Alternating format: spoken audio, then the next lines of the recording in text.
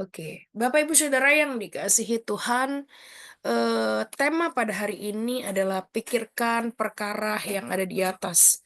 Sebelum saya masuk dalam firman Tuhan, saya mau sedikit menyampaikan studi kasus di mana sebelum kita masuk di dalam tahun 2025 mungkin sudah terdengar bagi kita semua bahwa ada beberapa berita duka cita yang terpampang di dalam media sosial, bahkan juga mungkin dalam berita televisi, radio, dan sebagainya. Eh, Kejadian ini cukup menggemparkan seluruh dunia ya Bapak Ibu Saudara yang dikasihi Tuhan ya. Ada 4 kejadian yang menurut saya bukan suatu kebetulan, tapi di hari yang sama tetapi di jam yang berbeda dan di negara yang berbeda Bapak Ibu. Nah, mungkin di dalam tahun 2025 akhir kita melihat satu sekaligus di dalam tanggal yang sama di waktu yang berbeda ada 4 kecelakaan pesawat yang membuat kita wow, berarti kita tuh tahun 2025 begitu sangat dikejutkan ya dengan hal-hal yang tidak bisa diprediksi gitu. Salah satunya ada pesawat Air Canada yang terbakar saat melakukan pendaratan. Bahkan juga kita di sini lihat bahwa ada pesawat juga yang jatuh di Arab ya. Yang paling besar adalah ketika tragedi Jeju Air yang di Korea Selatan sudah turun pesawat di dalam bandara, tiba-tiba pesawat ini terbakar karena menabrak sebuah tembok karena ada serangan dari break strike ya Bapak Ibu. Bahkan sesudah seminggu kemudian dari tanggal 29 Desember menuju tahun 2025 yang kita tahu juga ada beberapa kecelakaan pesawat yang tidak saya cantumkan di sini termasuk di Canada Air ya. Itu termasuk ada kecelakaan pesawat juga. Nah, Bapak Ibu Saudara yang dikasih Tuhan, dari kejadian daripada kasus ini kita mulai belajar satu hal. Tahun 2025 itu kita nggak bisa prediksi semuanya. Yang setuju mari katakan amin. Semua di dalam rencana dan kehendaknya Tuhan. Nah, entah kenapa tema ini selalu terpikir ketika saya menyiapkan khotbah ini. Saya sudah menyampaikan khotbah ini beberapa kali termasuk di link YouTube saya bahwa kita harus memiliki visi dan tujuan yang sama dengan Allah. Yang Allah kehendaki kepada Bapak, Ibu, dan saya termasuk yaitu memikirkan perkara yang di atas. Mari kita baca sama-sama di dalam ayat ini. Di dalam Kolose pasal 3 ayat 1-2, saya nggak banyak-banyak ayat Bapak Ibu. Kita sama-sama boleh buka mic, kita baca bersama-sama 3, 2, 1. Karena itu, kalau kamu dibangkitkan bersama dengan Kristus, carilah perkara yang di atas, di mana Kristus ada duduk di sebelah kanan Allah. Pikirkanlah perkara di atas, bukan perkara yang di bumi. Bapak Ibu Saudara yang dikasih Tuhan, saya percaya dengan 50-51 partisipan yang ada di tempat ini merupakan orang-orang yang sudah dibangkitkan bersama dengan Kristus.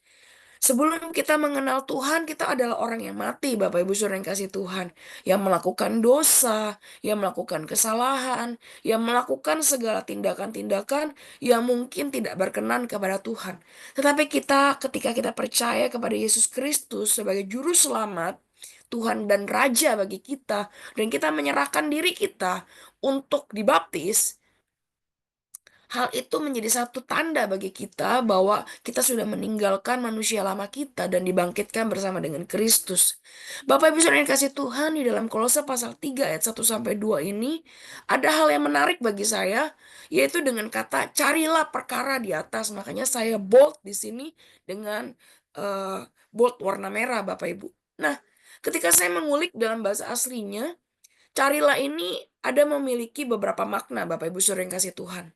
Yang pertama, carilah ini memiliki makna yaitu menemukan yang Tuhan kehendaki.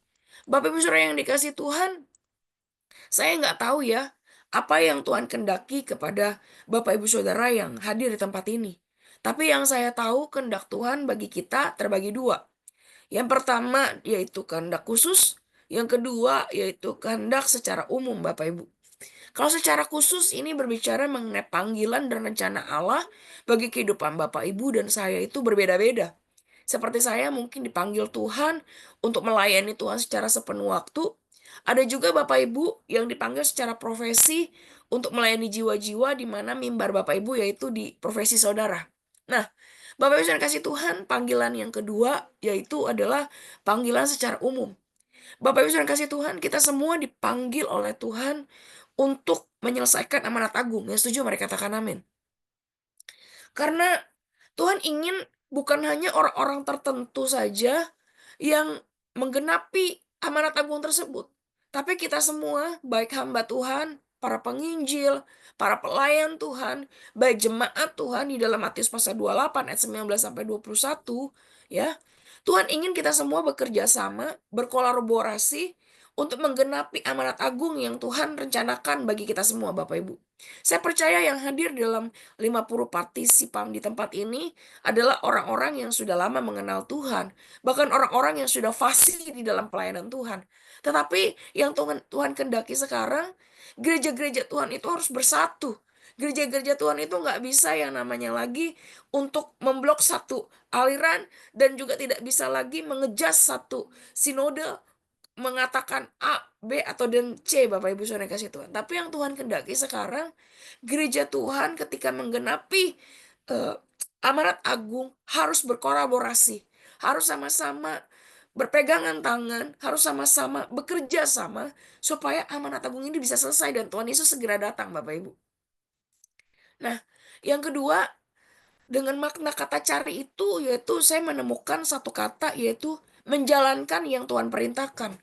Bapak Ibu, kenapa Tuhan begitu tajam dengan kata carilah ini, Bapak Ibu?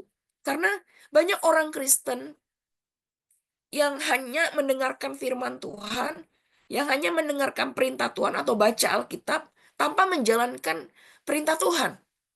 Banyak hanya sekedar mendengar masuk kanan di dalam kuping kanannya, keluar kuping kiri. Sudah itu besok lupa, seperti lagu lupa, lupa, lupa, lupa ya kan? Lupa liriknya, lupa firmannya, dan lupa kalau kita harus melakukan firman Tuhan, Bapak Ibu.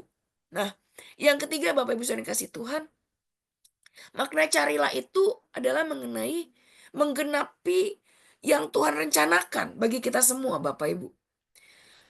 Tuhan ini bukan hanya sekedar bernubuat, bukan hanya sekedar menyampaikan maksud dan tujuan untuk tahun 2025. Tapi Tuhan ingin juga kita semua, Bapak Ibu, untuk memiliki satu usaha, memiliki satu kerja keras, memiliki satu proses yang harus kita lalui untuk rencana Tuhan itu bisa digenapi dalam kehidupan kita, juga bagi bangsa negara kita, bagi gereja Tuhan, ya, bagi seluruh dunia. Inilah yang Tuhan kehendaki. Tuhan itu nggak bisa bekerja dengan secara sendiri, Bapak Ibu. Tapi Tuhan ingin kita turut ambil bagian dan turut bekerja sama dengan Tuhan untuk menggenapi segala setiap rencana Tuhan, Bapak Ibu.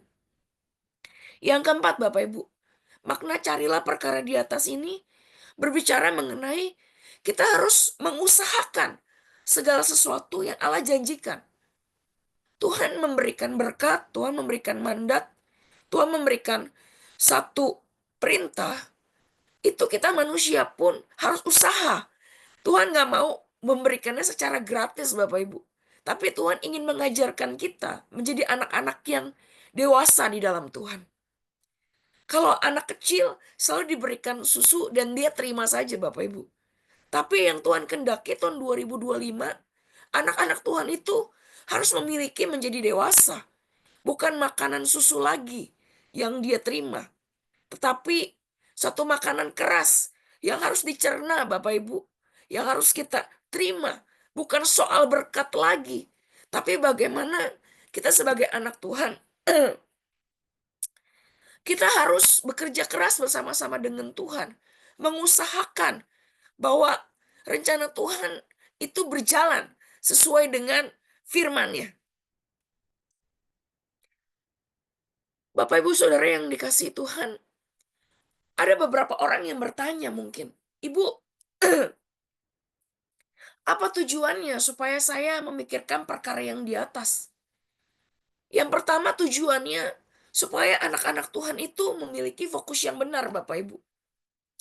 Banyak sekarang kita sebagai anak-anak Tuhan memiliki fokus yang bercabang antara memilih Tuhan atau memilih berkat Tuhan. Ya setuju, mari katakan amin Bapak Ibu. Kalau kita memilih berkat Tuhan, terkadang kita melupakan jam ibadah kita. Tapi kalau ketika kita memilih Tuhannya itu sendiri, terkadang penghasilan kita kurang Bapak Ibu. Ini real kejadian di dalam keseharian kita Bapak Ibu. Tapi yang Tuhan pikirkan di sini, yang Tuhan rencanakan bagi kita semua, supaya kita memiliki fokus yang benar dengan Tuhan, yaitu tetap kita memiliki rule yang benar, tujuan yang benar, bahwa Tuhan adalah satu-satunya sumber berkat bagi kita. Bukan kita hanya mencari berkatnya Tuhan saja. Yang kedua, Bapak Ibu Saudara yang kasih Tuhan, tujuan kita untuk memikirkan perkara di atas adalah supaya kita mengandalkan peranan Roh Kudus. Tanpa Roh Kudus, segala rencana Allah, segala sesuatu yang kita pikirkan, segala sesuatu yang kita telah susun dengan rapi, semua itu akan menjadi sia-sia Bapak Ibu. Melalui peranan Roh Kudus, kita dipimpin oleh Roh Kudus sendiri sesuai dengan rule-nya Tuhan. Tapi Roh Kudus nggak bisa bekerja tanpa bahan bakar Bapak Ibu. Saya mau bertanya dulu terlebih dahulu Bapak Ibu. Bapak Ibu yang memiliki kendaraan, kendaraan itu butuh bahan bakar nggak Bapak Ibu? Butuh ya. Ya. Kalau misalkan motor atau mobil, pesawat atau kereta api memiliki bahan bakar yaitu bensin Bapak Ibu, yang kita bisa beli ya melalui Petralet atau Pertamax atau biosolar dan sebagainya, atau sekarang mobil canggih yaitu listrik. Semua memiliki bahan bakarnya. Roh Kudus juga ketika bergerak dalam kehidupan kita, Roh Kudus harus punya bahan bakar. Dia nggak bisa bekerja dengan sendirinya. Bahan bakar Roh Kudus itu apa sih dalam hidup kita Bapak Ibu? Yang pertama, Roh Kudus nggak bisa bekerja tanpa firman Tuhan. Kalau kita malas baca Alkitab, kita malas menerapkan firman Tuhan, Roh Kudus nggak akan bisa bekerja Bapak Ibu. Bahan bakar yang kedua, Roh Kudus bekerja melalui doa, pujian, dan penyembahan. Kalau tanpa kita hubungan yang intim dengan Tuhan, tanpa saat teduh, Roh Kudus pun nggak bisa berbicara. Padahal Roh Kudus sangat rindu untuk kita semua.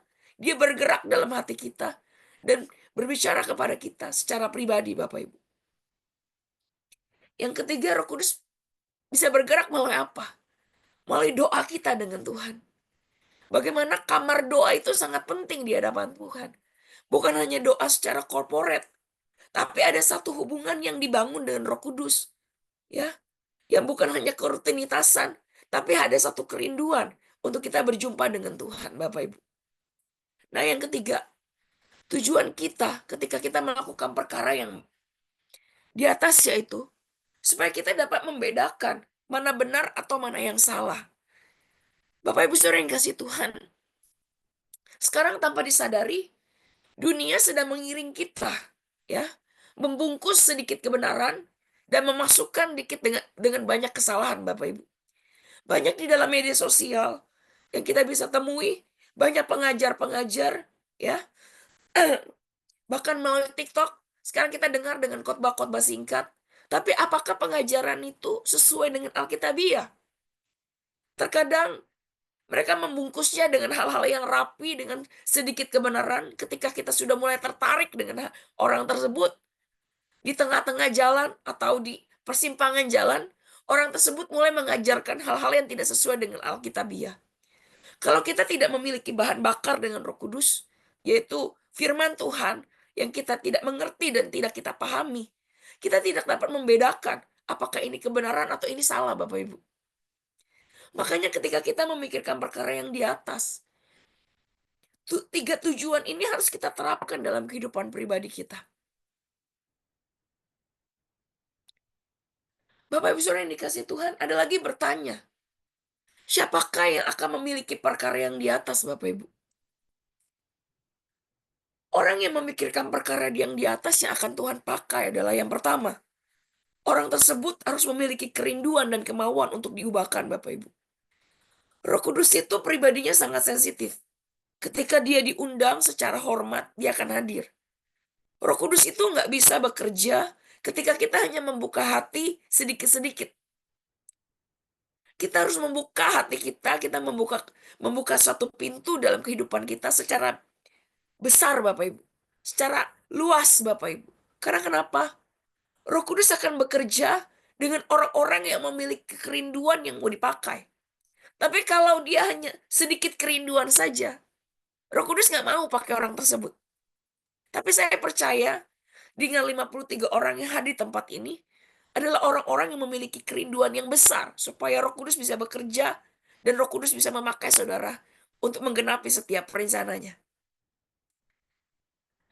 Begitu juga Bapak Ibu saudara yang kasih Tuhan, Roh Kudus juga akan bekerja dengan orang yang mau, ya, mau diutus, ya, bukan hanya sekedar perkataannya saja, mau Tuhan, tapi hatinya menjauh daripada Tuhan. Tapi Roh Kudus akan bekerja dengan niat hati seseorang yang mau bekerja sama dengan dia dan mau mendengarkan suara dia.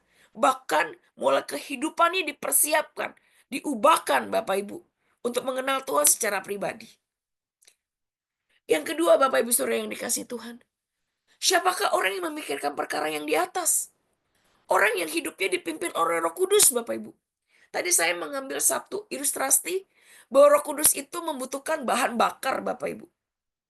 Ya, Roh Kudus itu adalah sebuah wadah bagi kita Bapak Ibu. Bahkan kitanya yang menjadi wadah bagi Roh Kudus ya.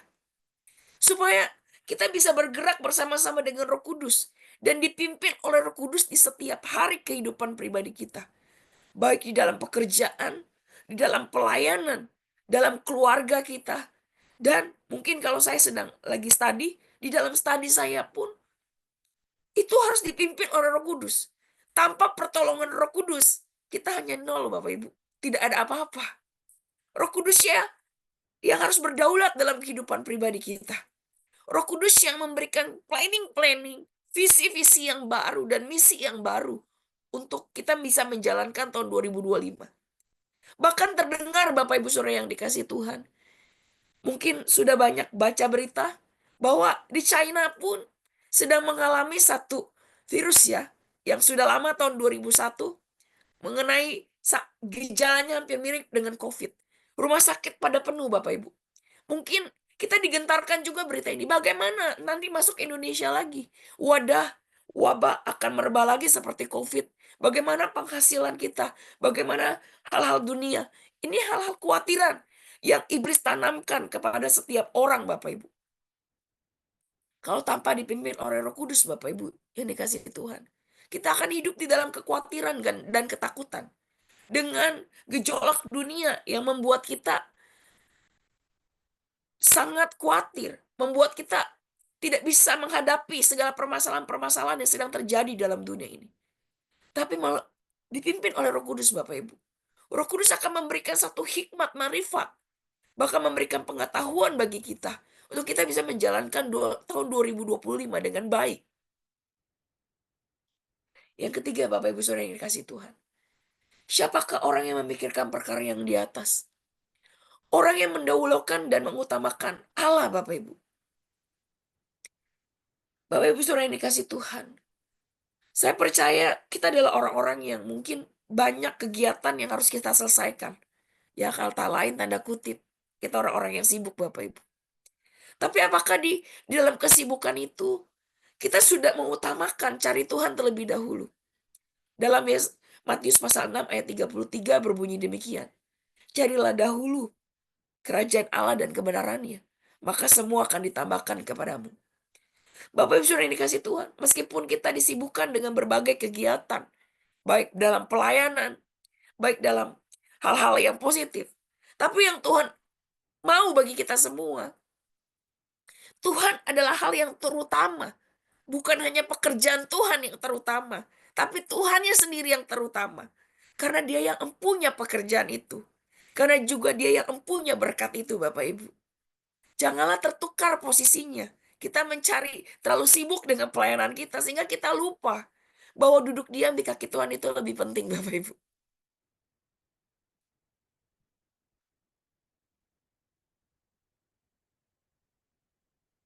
Nah, pertanyaannya Bapak Ibu Saudara yang dikasihi Tuhan, apakah perkara yang di atas itu Bapak Ibu Saudara yang dikasihi Tuhan? Di sini kita sebagai orang Kristen terkadang dibingungkan. Ada yang bilang jadi muridnya Tuhan, ada yang bilang jadi mempelai. Yang benar yang mana sih? Gitu kan? Nah, Bapak Ibu Saudara yang dikasihi Tuhan, dua-duanya benar, murid dan mempelai. Bapak Ibu Saudara yang dikasihi Tuhan, kalau kita mau jadi mempelai, kita harus jadi murid dulu. Murid itu seperti apa sih Bapak Ibu? Seorang murid itu mau diajar Bapak Ibu. Mau dibimbing, mau ditegur, mau taat. Ya, kalau dia nggak mau diajar, nggak mau dibimbing, nggak mau ditaat, bahkan jadi murid yang tanda kutip so tahu, ya, dia tidak akan menjadi mempelai Tuhan Bapak Ibu. Bahkan di dalam kitab Wahyu bilang apa? Seorang mempelai Tuhan itu harus mengenakan jubah, ya, tanda kurung buka, kurung tutup. Jubah itu, jubah putih itu adalah perbuatannya. Yang Tuhan mau di sebagai seorang murid Bapak Ibu yang kasih Tuhan. Dia mau dibimbing, mau diajar, mau ditegur, mau ditaat. Tapi banyak kita sebagai anak Tuhan ketika ditegur, ya, diajarkan, ya, oleh Tuhan sendiri atau dari otoritas pemimpin gereja, tersinggung Bapak Ibu. Marah, ya kan? Kepahitan. Akhirnya apa yang terjadi? Meninggalkan persekutuan, ya. Cari gereja baru, cari persekutuan yang baru, ya kan? Karena kenapa? Tidak mau ditegur, tidak mau dibimbing. Ajaran, bimbingan, teguran, itu nggak ada yang enak Bapak Ibu. Semua menyakitkan. Tapi hal itu membuat kita memiliki satu karakter, yaitu pribadi yang taat. Taat akan firman Tuhan, taat akan tunduk dalam otoritas, ya. Taat untuk melakukan segala sesuatu yang Tuhan kehendaki dalam kehidupan pribadi kita. Ketika saudara, ya, sudah memiliki karakter seorang murid, dengan sendirinya Bapak Ibu sudah menjadi mempelai Tuhan. Seorang mempelai itu dia sudah berubah dalam perubahan hidupnya. Dia sudah berubah secara karakternya Bapak Ibu. Sudah berubah secara pemikirannya. Bahkan berubah hati dan perasaannya dengan Tuhan dan sesamanya Bapak Ibu. Inilah seorang mempelai Tuhan. Nah, pertanyaannya, Bu, apa itu perkara di bumi? Perkara di bumi itu kita disibukkan dengan kehidupan pribadi kita, ya. Kehidupan yang seharinya sama. Bangun, melakukan aktivitas, doa lagi, tidur lagi, sampai seminggu, bahkan sebulan, setahun kita melakukan hal yang sama Bapak Ibu. Ya. Bahkan di dalam dunia ini kita mengalami permasalahan-permasalahan, ya. Ada permasalahan ekonomi, permasalahan keluarga, permasalahan pelayanan, permasalahan pekerjaan, ya, permasalahan lain-lain yang Tuhan izinkan terjadi dalam kehidupan pribadi kita. Bahkan perkara di bumi itu berbicara mengenai bagaimana kita berusaha mencari materi dan kekayaan supaya kita hidup senang, bisa healing-healing lah sedikit, ya kan? Bahkan perkara di bumi itu juga berbicara mengenai kita mempertahankan ego kita sehingga memiliki karakter yang tidak berkenan di hadapan Tuhan. Bahkan perkara di bumi ini berbicara mengenai apa?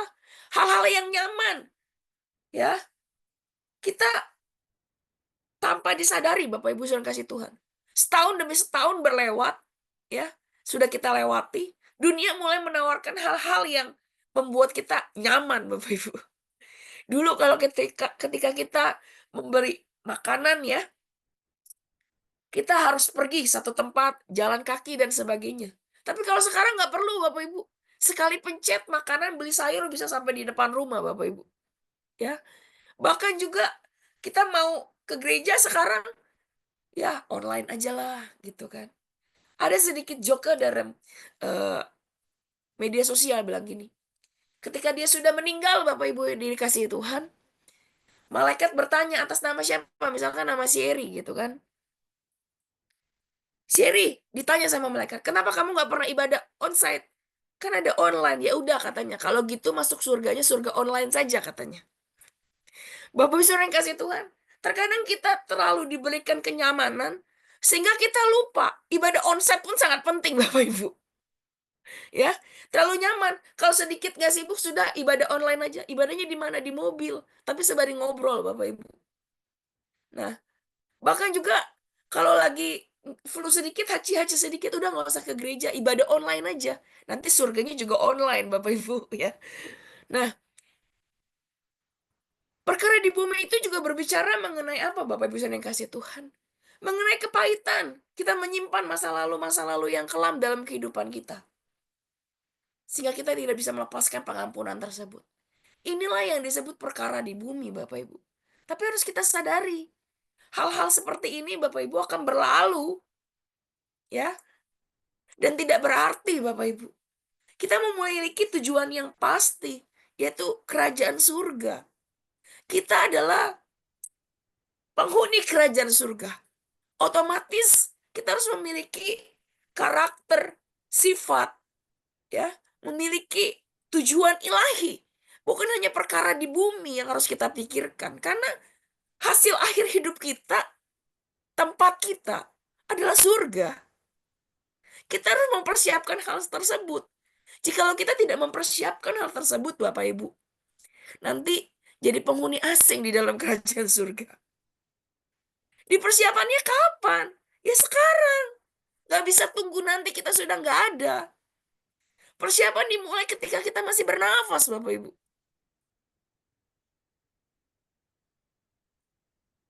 Bagaimana caranya Bapak Ibu saudara kasih Tuhan?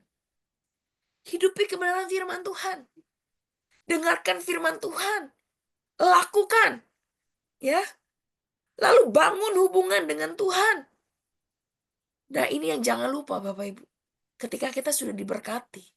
Semua itu titipan. Jangan sampai kita mempergunakan berkat dengan salah. Tapi berkat yang Tuhan titipkan. Itu ada milik orang lain Bapak Ibu. Yang kata lain Bapak Ibu. Kita harus jadi berkat bagi sesama kita. Kita juga harus memuliakan Tuhan oleh karakter ilahi yang Tuhan titipkan dalam hidup kita, Bapak Ibu. Yang Tuhan mau, Bapak Ibu, kita hasilkan buah. Bilang sama-sama buah. Buah itu nggak bisa dinikmati oleh diri sendiri, Bapak Ibu. Tapi buah itu dinikmati oleh orang sekitarmu. Oleh keluargamu, oleh orang-orang yang mengenal kamu, oleh orang-orang yang dekat dengan kamu. Ya, buah itu nggak bisa bilang saudara sudah berubah dengan diri saudara sendiri. Tapi buah itu akan dinikmati oleh orang banyak, Bapak Ibu. Yang tadinya mungkin dia pemarah, tapi jadi orang yang sabar. Yang sadar bukan Bapak Ibu, tapi yang sadar ada orang sekeliling bahwa merasa Bapak Ibu sudah berubah. Ya, Bapak Ibu sudah dikasih Tuhan. Yang Tuhan kehendaki bagi kita semua memiliki dampak positif adalah kita harus menjadi serupa segambar dengan Kristus. Karena kita diciptakan mulanya dalam mirip seperti Dia, Bapak Ibu. Baik perkataan kita, pola pikir kita, ya kan? Perasaan kita harus sama dengan Yesus Kristus, ya. Dampak yang selanjutnya apa Bapak Ibu yang kasih Tuhan? Tuhan menghendaki kita semua memiliki fondasi iman yang kuat. Kalau tanpa kita menanamkan diri kita ke bawah Bapak Ibu, itu kata lain jam doa kita, ya, hubungan yang intim dengan Tuhan. Fondasi kita akan runtuh Bapak Ibu. Saya nggak bisa berbicara tahun 2025 adalah tahun yang lebih baik. Karena kita nggak bisa menentukan hal itu. Tapi ketika Bapak Ibu Saudara ini kasih Tuhan, memiliki fondasi iman yang kuat dengan Tuhan, baik apapun itu keadaannya baik atau tidak baik, Bapak Ibu tetap berfokus kepada Tuhan. Bapak Ibu akan tetap ya mengatakan segala sesuatu yang terjadi dalam kehidupanku, semua rencana Tuhan adalah indah. Semua akan baik. Bapak Ibu sudah kasih Tuhan, dampaknya selanjutnya apa? Kita punya tujuan yang pasti, yaitu kerajaan surga. Hal ini menjadi salah satu penutup bagi saya, Bapak Ibu Saudara yang kasih Tuhan, bahwa kita semua harus jadi berkat bagi sesama kita. Mari kita, saya mengajak Bapak Ibu Saudara yang kasih Tuhan, mari kita mulai belajar untuk memikirkan perkara yang di atas. Terima kasih, Tuhan Yesus memberkati. Thank you, Bu Siri. Tuhan Yesus berkati. Sama-sama, Pak Weni. Ya, terima kasih Ibu Sherry yang sudah menyampaikan firman Tuhan secara demikian terstrukturnya. Ini biasanya kayak gini-gini nih gaya-gaya guru nih. Mengajar supaya muridnya ngerti. Nah, harus begini. Nah, tepat sekali. Dan saya cocok dengan Ibu Sherry, guru Bu. Jadi kalau ngajar supaya anak-anak tahu nih harusnya begini-begini gitu ya Bu ya. Dan pasti Bapak Ibu pada pagi hari ini juga sudah mendapatkan banyak berkat dari Ibu Sherry. Pikirkan perkara di atas. Sudah ada poin-poinnya sampai terakhir bahwa kita itu harus punya dampak yang positif. Nggak cuma belajar firman Tuhan, tetapi bagaimana kita menjalankan, menerapkan firman Tuhan itu di dalam kehidupan kita. Begitu ya. Dan saat ini masih ada kesempatan buat kita untuk boleh berbagi, meneguhkan, boleh sharing, boleh juga bertanya sama Ibu Sherry kalau belum jelas. Begitu kan? Siapa anak-anak yang belum jelas? Silakan tanya. Wih, saya Ibu Guru aja. Ya, silakan Bapak Ibu. Siapa? Oh, Pak Hengki sudah buka kamera nih yang saya perhatikan. Silakan Pak Hengki. Ya, salam, makasih Bu Pusi. Ya, Pak, singkat aja. Saya sadari bahwa saya masih injak bumi, memang perlu dipikirkan perkara di atas. Terima kasih untuk diingatkan. Eh, untuk bagi saya sendiri bukan ngajari teman-teman untuk kembali ke saya aja. Saya ngomongin ke diri saya sendiri karena firman itu pedang bermata dua. Jadi saya ngomongin tentang saya gitu. Yang Tuhan percayakan untuk semuanya ini yang dikelola, baik juga jadwal pelayanan dan lain-lain sebagainya, itu semuanya karena kasih karunia aja. Jadi posisi kita hanya mengelola, bukan lagi kita cari nyamannya, tapi cari amannya. Itu ya bagi saya sendiri. Terima kasih banyak, puji Tuhan. Ya, terima kasih Pak Hengki. Lanjut Bu Lina. Ibu Eri boleh ambil alih dulu, Bu. Saya layangin mama saya dulu ya. Oh ya, baik, puji Tuhan. Wow, ya Bu Lina, thank you Bu Lina. Maafkan Bu Lina di rumah sakit sambil urut mama ini, hamba Tuhan yang luar biasa ya. Tekun sekali, puji nama Tuhan. Ya, seberapa kita boleh diberkati firman Tuhan pada pagi hari ini. Yuk, yang bisa on cam, kita on cam. Yang bisa kasih emoticon, yuk kasih jempol, kasih love. Ya, puji Tuhan. Ya, thank you. Ya, Ibu Erni, Merta, Bu Melana, Pak Yohanes Putra. Wow, God bless. Puji nama Tuhan. Oh, mungkin ada lagi Pak Edi yang sudah on cam ya. Ya, Ibu Hanana Baban ada di Batam. Shalom Ibu, puji Tuhan. Ya, ada Ibu Meiji, ada Ibu Lady, Bu Anggo, Bu Leni ya. Puji nama Tuhan. Ya, silakan saudara. Ya, Pak Desem. Wah, ini pastor muda kita ini. Bu Lina sudah siap, Kak? Oh, masih sibuk. Ya, terima kasih Ya, Pak. ya. Silakan Pak Desem untuk Nah, Pak Desem. Pak Desem siap, Pak. Silakan. Ya, berbicara Matius 6 ayat 33 tadi, mencari perkara di atas, mencari kerajaan sorga. Terima kasih Pastor Shirley. Perlu kita ketahui perkara di atas itu sangat complicated. Tapi kan bukan tidak bisa dimengerti. Banyak orang tidak memahami bagaimana mencari perkara di atas dikarenakan dasarnya tidak begitu dalam.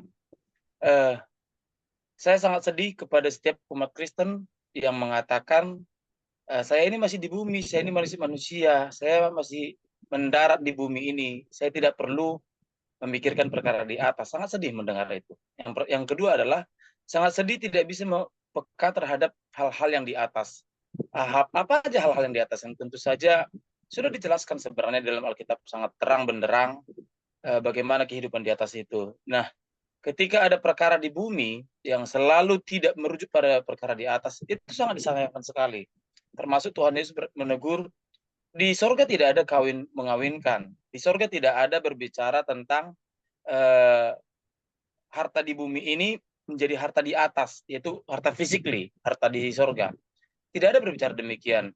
Yang justru amal ibadah, kalau agama seberang, kita tidak sedang menyinggung agama seberang ya, tetapi kita perlu meniru hal-hal yang penting dari agama seberang, yaitu amal ibadah itu penting. Ya, berlaku baik sama-sama itu penting, berakhlak itu penting, tetapi bukan berarti segala sesuatunya harus diukur dengan sesuatu yang materialistik.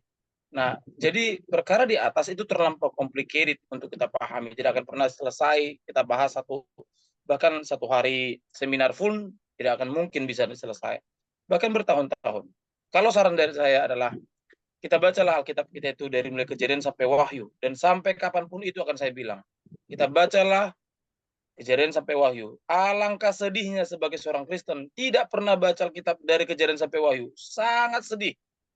Bagaimana kita memahami perkara di atas tanpa membaca Alkitab kita sendiri. Terima kasih Pastor Shirley. Semoga semua kita yang mendengarkan ini mulai sekarang dan sampai selama-lamanya tetap baca Alkitab Kejadian sampai Wahyu, mengerti perkara di atas. Amin. Amin. Wow, tepuk tangan ya. Pak Berikan Jo, tangan aplaus. Ya. apa yang bisa disampaikan? Nah, salah satu resolusinya di dalam iman yaitu baca Alkitab dari Kejadian Ya. sampai Wahyu. Kalau tidak ada, masuklah dalam kelompok. Dan saya punya kelompok. Ayo baca Alkitab 3 pasal per hari. Kalau mau ikut. Ada lagi Ibu Rustin sudah buka kamera. Silakan Ibu Rustin. Pak Edi duluan, Bu Lina. Sudah resen. Oh, Pak Edi. Pak Edi. Pak Edi. Ya. Oke. Silakan Pak Edi. Apa-apa, Ibu Rusin dulu, nggak masalah. Oh, Lady Baik, terima Rustin. kasih Ibu Rina, Pak Winnie, terima kasih. Ini mohon maaf Pak Ibu Pendeta Sherry, saya tadi terlambat masuknya, agak kebablasan tidurnya. Tapi saya mengikuti ya mungkin lebih dari separuh lah ya. Yang mengenai mencari perkara yang di atas ya. Saya itu sudah lama mau menanyakan ini kepada siapapun lah ya yang berkhotbah itu. Kalau kita menjadi murid Yesus, kita mencari perkara di atas atau kita dipersiapkan menjadi mempelai, itu ada wajar ya. Tapi saya ada satu ayat yang selalu menggelitik saya di Lukas 9 ayat 49 dan 50 ya. Di situ dikatakan waktu zaman Yesus juga ini kejadiannya adalah ada orang-orang yang bukan murid-murid Yesus atau artinya masuk dalam kelompok pengajaran Tuhan Yesus, tapi dia mengajar atas nama Yesus dan dia bisa mengusir setan, bisa menyembuhkan, bisa apa gitu ya, tapi tidak masuk kelompoknya. Nah, Tuhan bilang, ya kalau dia nggak mengganggu kita, dia kawan kita. Kira-kira gimana Bu, penjelasan ayat ini ya? Kira-kira kepada saya minta pencerahannya lah, baik. Itu aja Bu, Lukas 9 ayat 49 dan 50. Oke, Silakan. begini Pak Edi. Kak, ini saya sedikit ya menjelaskannya ya. Kita harus ngambil dari latar belakang kepenulisan kitab ya Pak. Ya, Bapak Ibu Saudara yang kasih Tuhan, waktu zaman daripada di Israel, waktu zaman Yesus ya, ketika Yesus mulai pelayanannya selama 3,5 tahun, itu di sana itu banyak aliran Pak. Ya, ada aliran yang disebut Farisi, ada ahli Taurat, ada yang memegang daripada Yohanes gurunya, termasuk Yesus lah di sana. Bahkan ada beberapa orang yang disebut juga Yudaisme dan sebagainya. Nah, Bapak Ibu Saudara yang kasih Tuhan, di dalam pada zaman itu ada ring-ringnya. Maksudnya ada kelompok-kelompoknya ketika ikut Yesus, Pak. Kalau ring yang pertama, ring pusat, itu yang disebut adalah 12 murid. Ya. Ring yang kedua disebut ada yang juga 500 orang yang menanti-nantikan Yesus naik ke surga. Nanti di Kisah Para Rasul itu bahwa 500 orang melihat Yesus naik ke surga, ya. Ada juga yang disebut ring ketiga, Pak. Orang yang percaya Yesus tapi diam-diam. Karena kenapa? Takut, Pak. Takut dibunuh. Karena saat itu ya, orang Farisi itu menetapkan satu rencana yang besar untuk membunuh Yesus. Makanya orang saat itu ya membuat satu isu-isu lah bahwa Yesus ini adalah pengajaran sesat, Bapak Ibu. Makanya ketika mereka mau ikut Yesus, oh kayaknya bener nih pengajaran Yesus nih bener nih gitu kan. Dia suka nih ikutin Yesus, ya kan? Yesus kemana dia udah ada di sana, ya kan? Yesus nyebrang tiba-tiba nggak ada berita, nggak ada kabar burung, kan nggak ada handphone ya Pak, nggak ada media sosial ya saat itu ya. Tapi tiba-tiba mereka udah ada di sana Bapak Ibu. Betul ya? Ini ya. Nah, kalau menurut saya Bapak Ibu, yang di ayat ini yang ditulis oleh Lukas, baik Markus maupun Matius, itu adalah orang yang ring 3, Pak. Makanya dibilang apa di sini? Yohanes berkata, "Guru, kami melihat seseorang yang mengusir setan demi namamu. Lalu kami cegah dia, bukan karena dia pengikutmu itu bersama kami?" Yesus bilang apa? Yesus berkata kepadanya, "Jangan kamu cegah, sebab siapa yang tidak melawan kamu, ia di pihak kamu." Nah, penjelasan ayatnya ada di dalam Matius pasal 7 ayat 21, ya kan? Ada bilang apa? Kalau dia mengusirkan setan demi namamu, ya kan? Terus dia bermuduat demi namamu, tapi Tuhan bilang, "Aku tidak mengenal kamu." Ya kan? Terus ada ayat lagi Bapak Ibu yang dikasih Tuhan yang menjelaskan ayat ini, ya. Kalau dia mengusirkan setan, ya kan, kata lain kerajaan Allah sudah datang di tempat dia. Bahwa Roh Kudus bekerja di dalam kehidupan dia, Bapak Ibu ya, dalam bahasa sehari-harinya ya. Nah, Bapak Ibu Saudara yang dikasih Tuhan, kenapa Tuhan bilang kayak gini? Karena dia tahu ada yang namanya kelompok satu, yaitu pasti orang yang mengenal Tuhan, murid-muridnya. Tapi kan satu pergian, Yudas saja nggak begitu mengenal Tuhan, sehingga menjual Yesus ya. Nah, ring kedua pun orang yang dipakai Tuhan. Sehingga Injil itu nggak mungkin Bapak Ibu yang dikasih Tuhan saat itu hanya 12 orang saja yang memberitakan Injil seluruh dunia dapat. Nggak mungkin Bapak Ibu. Tapi di dalam 12 orang ini memuridkan 500. 500 memuridkan yang di bawahnya Bapak Ibu. Nah, orang yang Tuhan masuk di sini adalah yang 500 dimuridkan oleh 500 orang ini. Yang bukan hanya langsung pengikut Yesus Bapak Ibu yang dikasih Tuhan. Sampai sini paham ya Pak Edi ya? Ada kurang boleh tanya lagi Pak.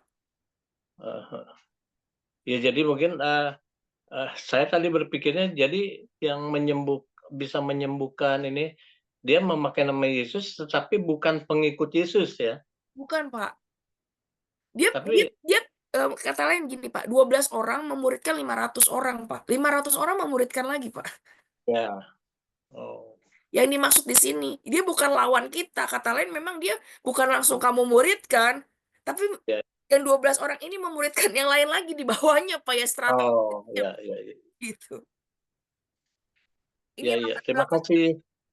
Memang terkadang dalam penjelasannya itu sedikit kok rancu ya. Enggak, tapi kalau kita tarik secara garis besar, kita lihat sejarahnya dan latar belakangnya itu semua berkaitan, Pak. Berkaitan. Baik, terima kasih Bu untuk penjelasannya. Ya, terima kasih Bu Syeri, Pak Edi. Kita lanjut ke Ibu Rustin tadi. Silakan Bu Rustin.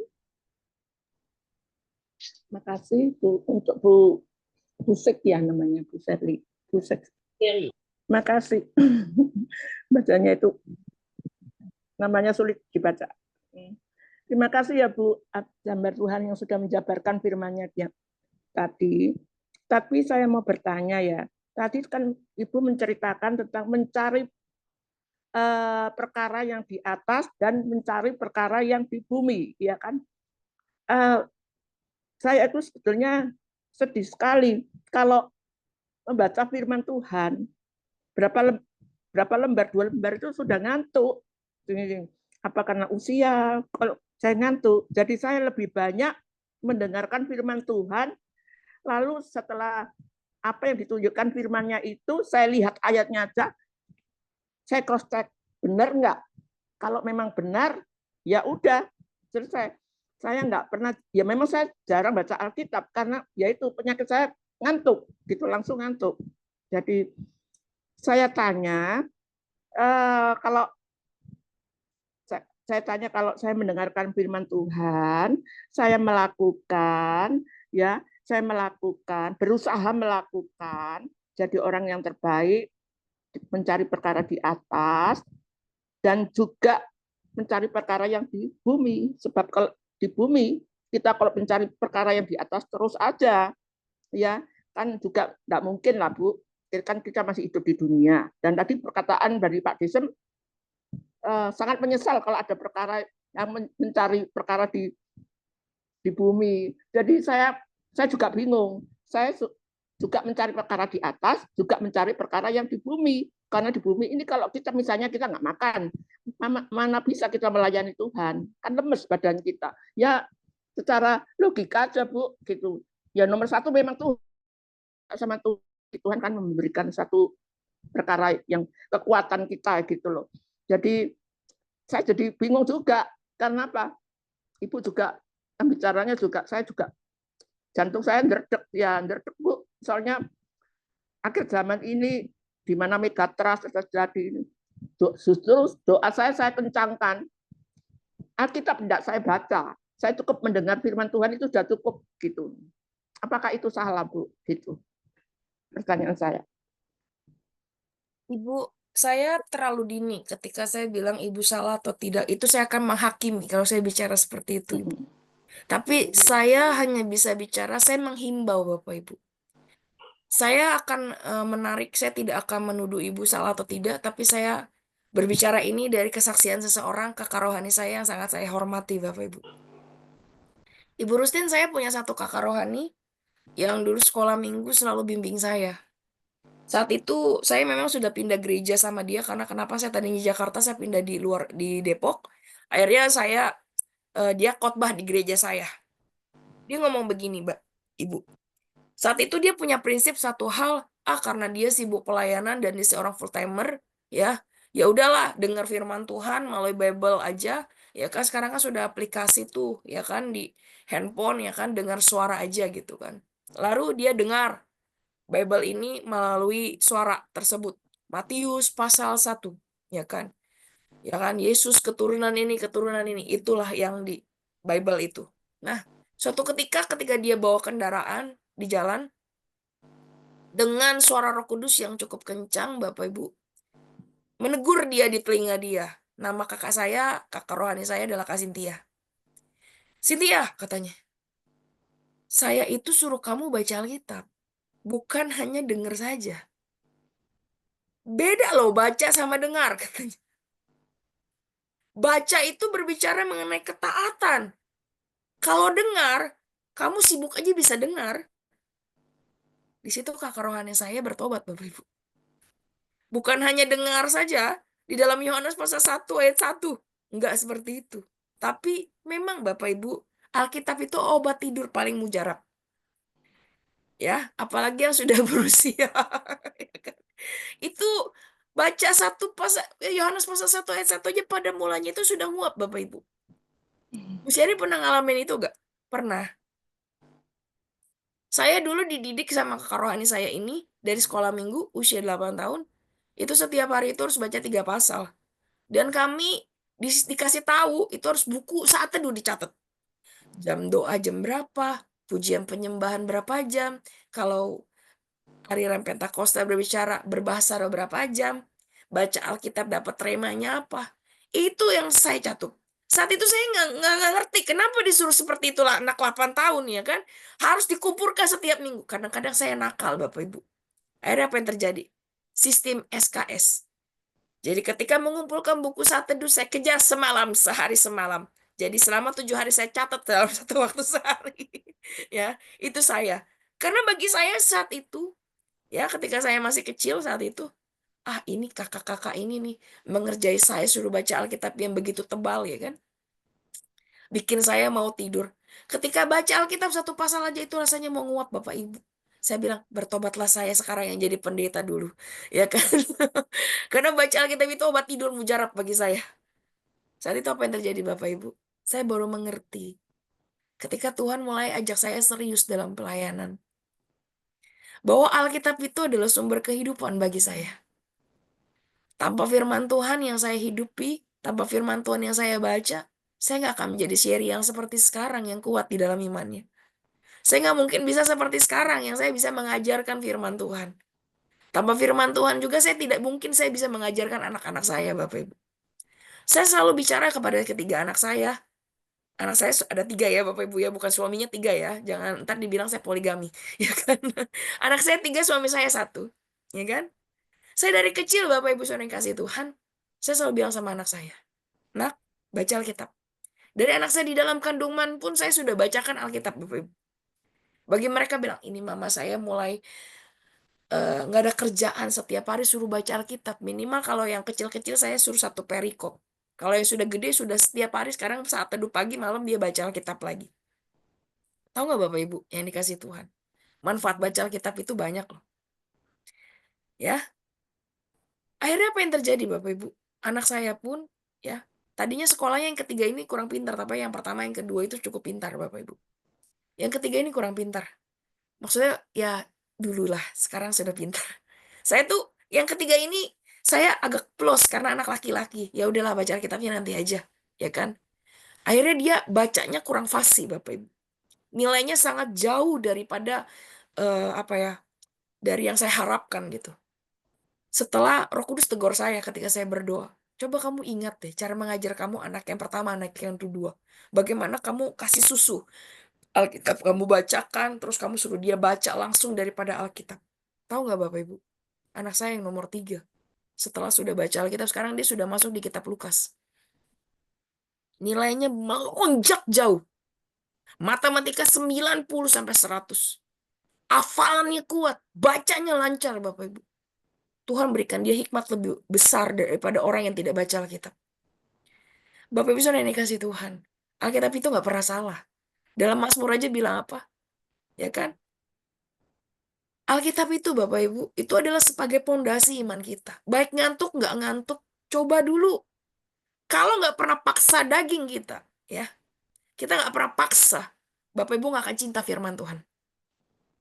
Saya dulu kalau nggak pernah dipaksa Bapak Ibu dalam firman Tuhan, baca Alkitab, ya, saya nggak akan bisa baca Alkitab sampai 1 kitab, dan saya sudah berulang sampai 33 kali bolak-balik Alkitab. Karena apa? Dimulai dari 1 perikop Bapak Ibu. Itu ya Bu Rustin yang bisa saya sampaikan. Ya, Yes. enggak, Bu. Saya bantah dulu. Mengenai baca Alkitab, Bu, ya. Memang tujuannya baca Alkitab itu bagus, mulai dari A sampai Z, ya Bu. Itu memakan waktu bertahun-tahun, ya Bu, ya. Bisa mengerti, karena ada kata-kata yang tidak bisa saya mengerti. Tapi kalau didengarkan firman Tuhan, itu saya mengerti, Bu. Saya mengerti. Dan saya tidak hanya mengerti, menerima saja. Saya cari di ayatnya itu benar enggak. Kalau ada ayatnya di benar, ya sudah ada pemasukan itu. 1 misalnya pemasukan. Yang kedua, ada firman yang begini. Oh, saya tangkap ayatnya di mana dia bilang, saya tangkap. Oh, ada benar. Ya sudah, begitu. Jadi saya enggak sering-sering baca ayat. Ya karena tugas saya gini ya, maaf saya potong ya. salah. Masa itu salah, Bu? Tidak mungkin kan? Dan kita akan melakukan yang baik. Ibu Rustin kalau makan butuh minum nggak Bu? Ya butuh minum. Ya memang. Bu Ibu, saya kasih umpama begini. Kita banyak doa, kita banyak menyembah Tuhan, tapi kita nggak pernah makan. Kata lain, rohani Ibu boyor. Ya, mesti makan mesti. Alkitab itu Bapak Ibu Rustin, itu adalah makanan keras bagi kita. Ngerti nggak ngerti, intinya taat. Ibu paham nggak paham, intinya taat. Saya untuk usia 8 tahun Ibu, disuruh baca Alkitab itu nggak ngerti karena bahasa baku. Tapi intinya saya taat, baru baca 10 kali ulang, baru saya ngerti Alkitab Bapak Ibu. Baru saya fasih dengan Alkitab. Kenapa? Intinya yang Tuhan ajarkan adalah taat. Taat di balik apapun tetap katanya taat. Nggak bisa dikasih kesempatan Bapak Ibu. Itu udah hukumnya mutlak Alkitab itu. Bapak Ibu kalau Ibu nggak pernah baca Alkitab, orang ngajar salah Ibu nggak akan tahu. Tadi kan saya sudah jelaskan. Benar ataupun salah orang ngajar itu kalau kita baca Alkitab kita bisa tahu. Karena itu tercantum dalam Alkitab. Alkitab nggak pernah salah sepanjang zaman. Itu buku pasti Ibu. Majalah atau apapun itu bisa salah. Alkitab nggak pernah salah. Ibu dengar firman Tuhan, orang ngajar bisa salah, bisa kepleset. Berapa banyak profesor yang mengajar bisa salah? Lulusan STH, MTH, ya kan? Ya kan? Ada lulusan ST Tawar sekalipun, Ibu. Kalau dia nggak pernah baca Alkitab, profesor pun ngajar bisa salah. Kita sebagai orang Kristen, disuruh taat aja susah baca Alkitab. Itu firman loh, kebenaran loh. Ya, yang dicantumkan oleh perkataan Allah sendiri, yang diilhamkan kepada hamba-hambanya.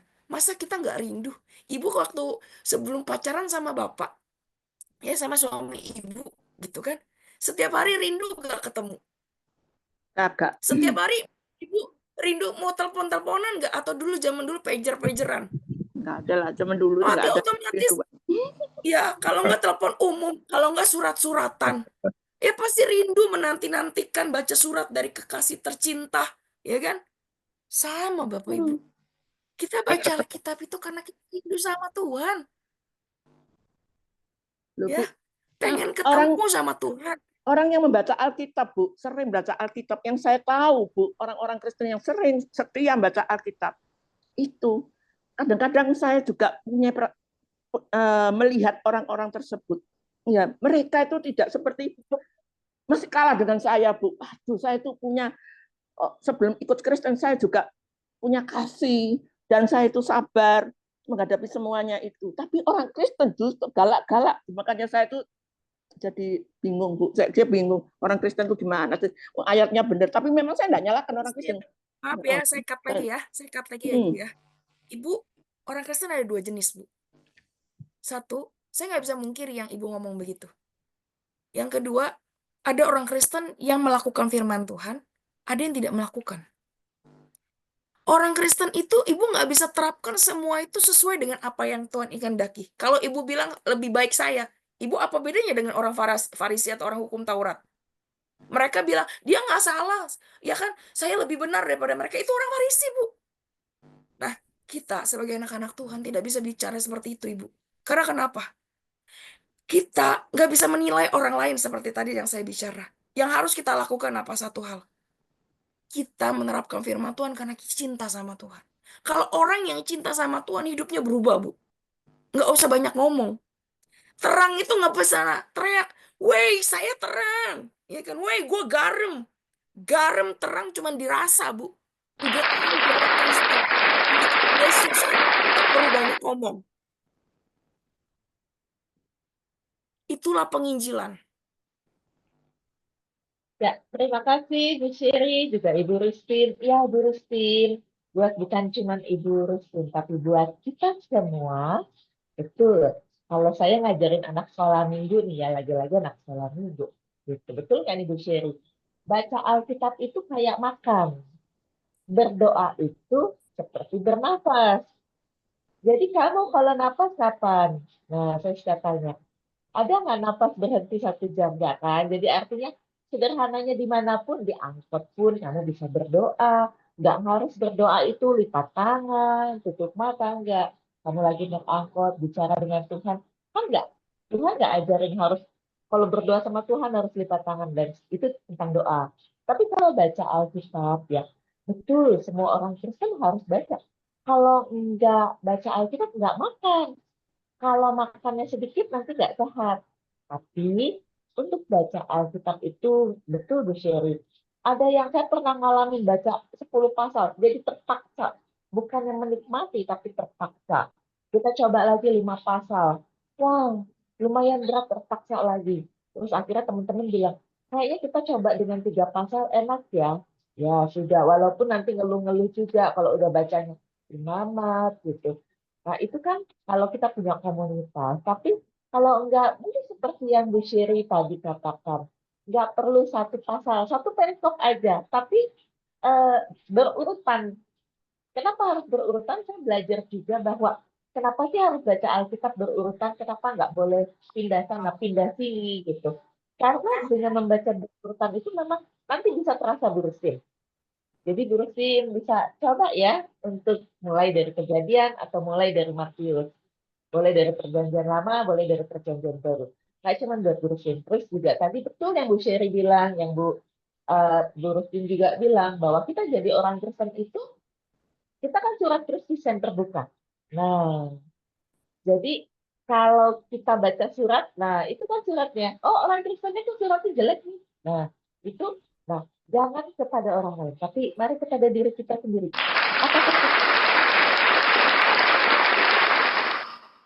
orang dan semua orang boleh merasakan enaknya baca surat cinta, enaknya melihat kita, ih, senang lo ketemu dengan Bu Sherry. Bu Sherry itu orangnya, jangan nyebelin banget sih nih, Bu Sherry pendeta kok begitu. Nah, itu kan, jadi kita harus belajar untuk berhikmat, semakin terus bertumbuh, begitu ya. Dan NGC mengajarkan kepada kita untuk sama-sama bertumbuh di dalam kebenaran firman Tuhan.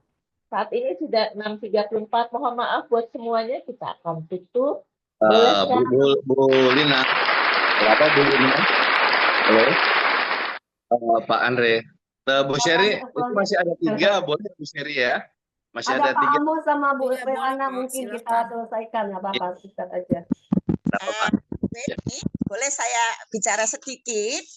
Boleh, Kan Bu. ada dari Kolose 3 ayat 1 dan 2. Jadi mana? Pokoknya adalah yang ayat 2, pikirkanlah perkara yang di atas, bukan yang di bumi. Nah, sekarang kita mau tahu perkara yang di atas itu apa aja yang Tuhan kehendaki, yaitu dari firman-Nya. Firman Tuhan itu surat cinta. Dulu saya waktu masih pacaran sama almarhum, bolak-balik surat cintanya almarhum kita baca. Apa yang almarhum kehendaki bagi saya sebagai calon istrinya. Karena firman Tuhan itulah adalah Allah sendiri. Demikian Bu Shirley, Pak Weni, makasih. Ya. Lanjut Pak Amos, Pendeta Amos, silakan. Sudah resen. Ya, terima kasih Pak Weli, puji Tuhan. Saya hanya sedikit membagikan sharing tadi. Dalam sungguh saya sangat prihatin ya akhir-akhir ini. Ketika kami beribadah kemarin, bisa dikatakan saat ini gereja itu mengalami satu kesuaman, Pak. Kesuaman, Pak. Jadi karena pengaruh-pengaruh sosial media, bahkan ajaran-ajaran yang sedikit menyimpang, bahkan kami kemarin membahas dengan penatua-penatua gereja tentang masalah perpuluhan dan sebagainya. Saya sangat prihatin saat ini, Pak. Kondisi gereja saat ini bukan tidak baik-baik saja, gitu. Jadi saya sangat prihatin, gitu. Anak-anak Tuhan sekarang begitu mudahnya, gitu. Begitu mudahnya itu diterpa oleh isu-isu yang kadang menyesatkan, gitu. Bahkan ada beberapa jemaat juga meragukan daripada ketuhanan Yesus. Yesus ini Tuhan enggak, Pak? Gitu. Nah, itulah. Saya rasa tadi sudah lengkap mungkin Pak ya dari apa yang disampaikan oleh Bu Sherry, bahwa kita ini harus mengenal siapa Yesus itu melalui apa? Melalui firman Tuhan. Kalau kita tidak pernah membaca firman Tuhan, bagaimana kita itu iman kita bisa bertumbuh? Bagaimana kita percaya nantinya bahwa Yesus itu adalah Tuhan? Karena kenapa? Di akhir-akhir ini 1 Timotius mengatakan bahwa akhir zaman banyak orang yang akan justru meninggalkan Tuhan. Hanya sedikit, Pak. Sedikit aja orang-orang yang mengenal Tuhan, dan mereka itu mau lebih sungguh-sungguh mencintai Tuhan. Dan saya ingin sedikit berpesan kepada Ibu siapa tadi yang menyampaikan bahwa kenapa anak Tuhan kelihatannya itu tidak lebih baik. Saya ingin katakan, kita jangan bergantung iman kita itu kepada orang lain. Gitu.